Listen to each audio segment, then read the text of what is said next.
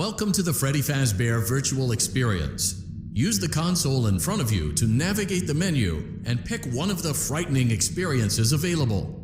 By completing these scenarios, more will become available. You'll see plenty of familiar faces.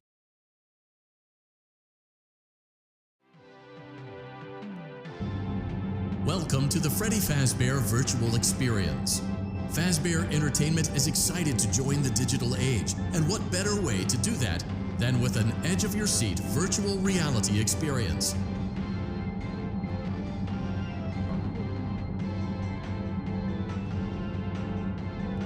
We know that Fazbear Entertainment has developed something of a bad reputation over the last few decades, and while it's true that some stories associated with our name were loosely based on actual events, the majority of them were total fabrications from the mind of a complete lunatic. Lawsuits pending. But we aren't above laughing at ourselves. Ha ha ha. That's why we have recreated many of these completely fictitious scenarios, lies that you've been fed over the last several years, into a hilarious VR game, in the hopes that we can finally move past these childish ghost stories and develop a new relationship with you, as well as your kids. Don't forget the merch, perfect for birthdays. So sit back and enjoy a few scares. We do, however, ask that you agree to a simple waiver before you play. It's mostly just legal mumbo-jumbo and isn't at all based on user experiences thus far or injuries associated with testing. Just touch the button to agree, and then we can jump right into some harmless fun that can't harm you at all in any harmful way. Thank you for playing the Freddy Fazbear Virtual Experience. You acknowledge that Fazbear Entertainment is not responsible for accidental digital consciousness transference, real-world manifestations of digital characters, nightmares, night terrors, night sweats.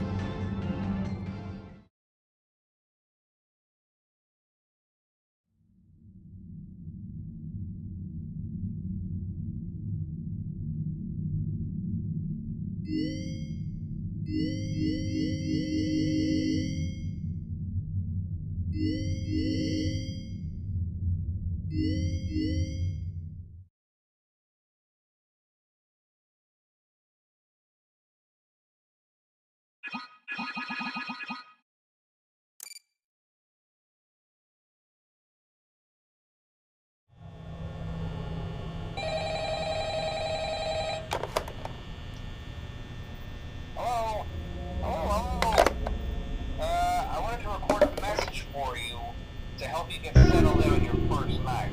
I actually worked in that office before you. I'm finishing up my last week now, as a matter of fact, so I know it can be a bit overwhelming, but I'm here to tell you there's nothing to worry about. You'll be fine. So let's just focus on getting you through your first week, okay? Let's see. First, there's an introductory greeting from the company that I'm supposed to read. It's kind of a legal thing, you know. Welcome to Freddy Fazbear's Pizza, a magical place for kids and grown-ups alike, where fantasy and fun come to life. Fazbear Entertainment is not responsible for damage to property or person. Upon discovering that damage has occurred, a missing person report will be filed within 90 days, or as soon as property and premises have been thoroughly cleaned and bleached, the carpets have been replaced, blah blah blah. Now that might sound bad, I know, but there's really nothing to worry about. The animatronic characters here do get a bit quirky at night, but do I blame them? No. If I were forced to sing those same stupid songs for 20 years and I never got a bath, I'd probably be a bit irritable at night too. So remember, these characters hold a special place in the hearts of children, and we need to show them a little respect, right? Okay. So just be aware, the characters do tend to wander a bit. They're left in some kind of free roaming mode at night. Something about their servos locking up and they get turned off for too long. They used to be allowed to walk around during the day too, but then there was the bite of 87. Yeah. It's amazing that the human body can live without the frontal lobe, you know?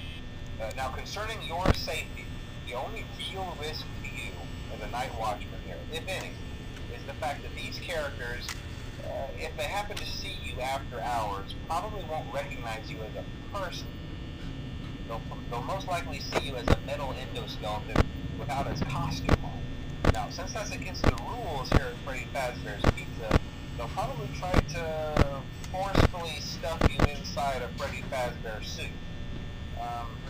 Now, that wouldn't be so bad if the suits themselves weren't filled with crossbeams, wires, and animatronic devices, especially around the facial area.